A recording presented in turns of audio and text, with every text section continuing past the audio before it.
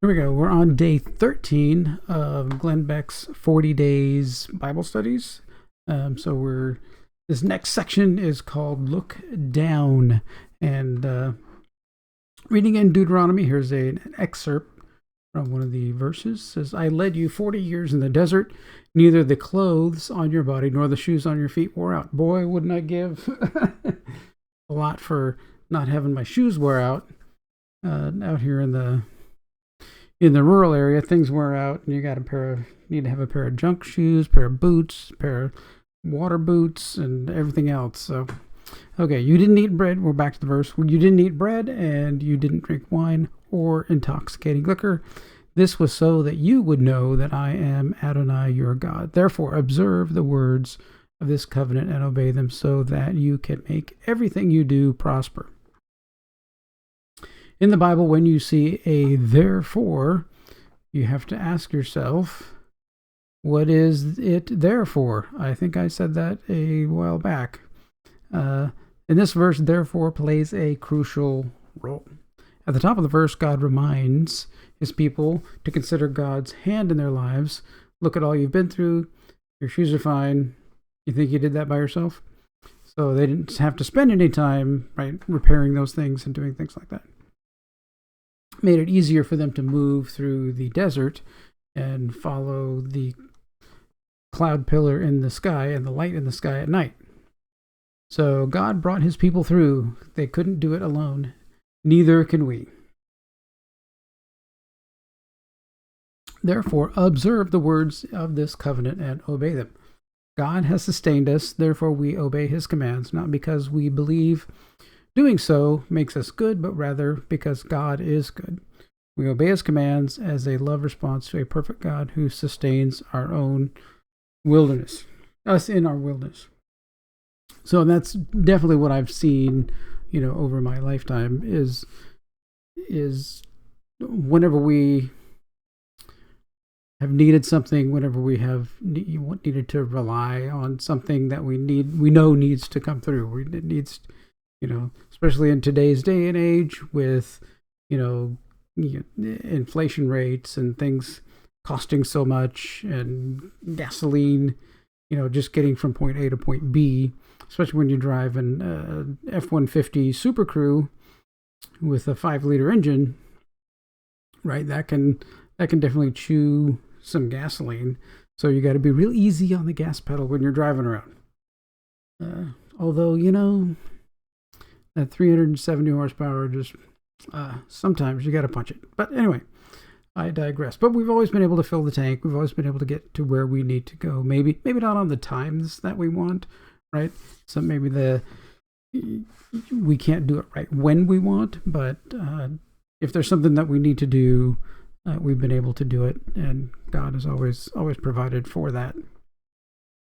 Okay, Deuteronomy 29:10 through 13 says, all of you are standing today in the presence of the Lord your God, your leaders and chief men, your elders and officials, all other men of Israel, together with your children and your wives, and the foreigners living in your camps who chop your wood and carry your water. You are standing here in order to enter into a covenant with your Lord God. So right here, so we're back to the Hebrew word ger, meaning sojourner, from day 8. Yes, again appears in this verse. Even the Gentiles living among the Israelites entered into the covenant. Everyone in the presence of God had the opportunity, even the obligation, to enter into the covenant, no matter their heritage, social status, occupation, or age. At this moment, they were one before God. So this is kind of a preview, right, of when Christ comes, right?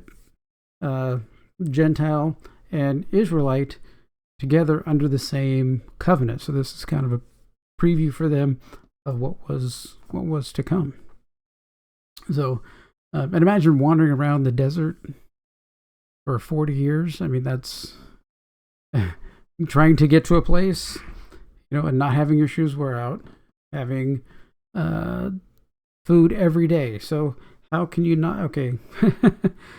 How can you not understand the miracle of God, right? So every day, so Monday, manna would fall from heaven in the morning. They would get this manna from heaven. So edible, I mean, they'd have to go around with their little baskets, pick it up, put it in the basket, and then go. Then they would use that to eat all day. And then by the end of the day, it was no good. You couldn't carry it on to the next day. So then Tuesday, they'd have to go do the same. Thursday, Wednesday, Thursday, Friday, Saturday. Oh, then Saturday, for some reason, was different. Saturday, the manna that they got would last for 2 days because Sunday was the Sabbath and they needed to keep it holy and not do as much work. So Saturday, the manna that comes down covers Saturday and Sunday, but only on Saturday would that happen. So even in that, right, even seeing that, the manna coming from heaven, there's intelligence behind it. There's God behind that, right? If you knew that something would only last a day, except on certain days when God deemed it should last longer, at some point you either have to think that everything is crazy or that God is behind it, right? So here we go, Deuteronomy 29, 19 through 20. If there is such a person, when he hears the words of this curse, he will bless himself secretly, saying to himself, I will be all right, even though I will stubbornly keep doing whatever I feel like doing, so that I, although dry, sinful meaning, will be added to the watered or righteous, but the Lord will not forgive him. Rather, the anger and jealousy of the Lord will blaze up against that person. Every curse written in the book will be upon him. So that's in the Gospels, and Christ comes and says there's wheat is out there, but there are many tares, and tares were came up, started growing up, and looked like wheat as it was growing up, but it never produced any fruit. It never became fruit, and that's just kind of this whole similar thing. People may come up and be looking like, oh, he looks like he's following everything, he looks like he's doing everything right, but inside they're not. So someday God says he will separate the wheat from the tares, and there will be definite distinction, and kind of looks like that now a little bit. So we are all fighting the urge to do whatever we feel like doing, but God's warning us that pride really does come before the fall. This is not God being vindictive. This is mercy. This is a warning. Yes. Matthew 7:13 says, wide is the gate and broad is the road that leads to destruction. Many enter through it, but the small is the gate and narrow is the road that leads to life, and only few find it.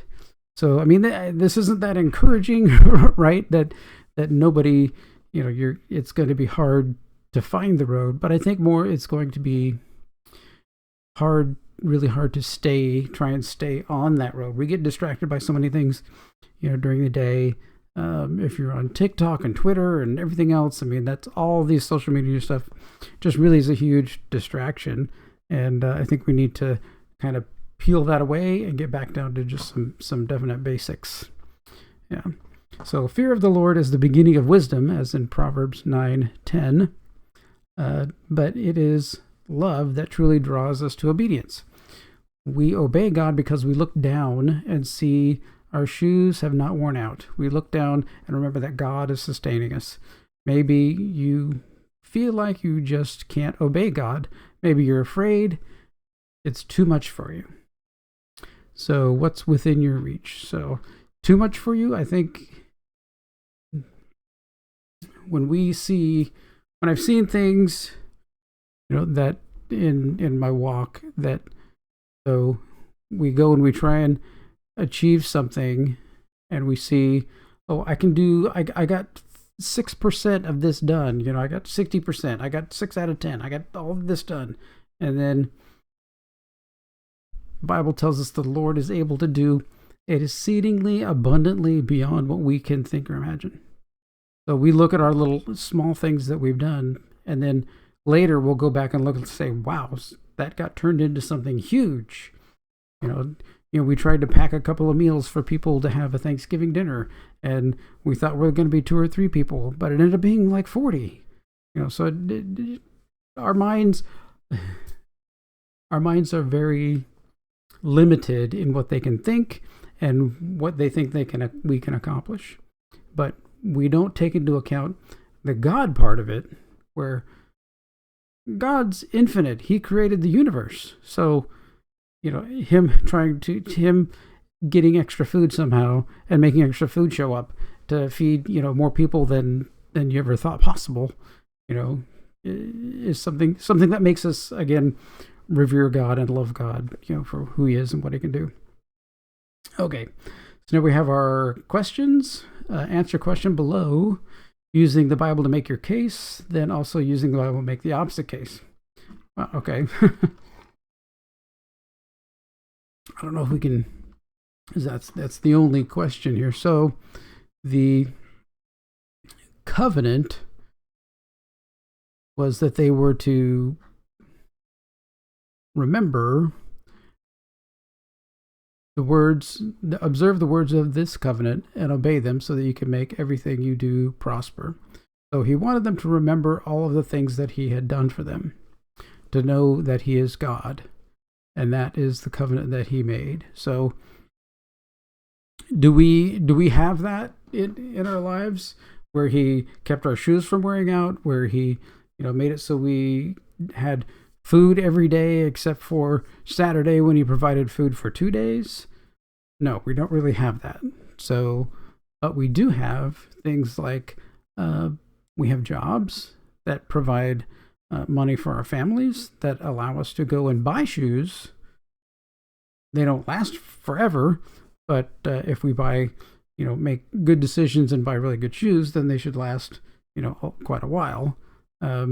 We can go to the store and get food. I mean, in those days, right? So we're talking, a few thousand years ago, there were some markets and things like that, but a lot of it was you growing your own food and hoping that your own garden and everything would, produce enough food for you to have enough for yourself and the family next to you so that you could trade for the things that you didn't have. That was hardship back then, even in like the Old West. Right? Trying to grow things, and you have cattle and they have sheep with wool that we can turn into clothing. So if I slaughter a cow and give them half the meat, right, this barter system, back then, none of that was guaranteed, right? So if you were a more godly person, you probably had better chance of trying to get the stuff that you wanted, because you have this better sharing community mentality, having that Christian love your neighbor as yourself. Not always perfect. It doesn't always work out perfectly, because we're human and we're flawed and everything else. So, yeah. All right. So tomorrow is Within Your Reach. We'll see that one. All right. And there we go. That is number 13 done. So we're going to continue on. And if you remember to like, share, and subscribe to this channel and this video, I would appreciate that. And follow along with me continually, and we'll keep going at these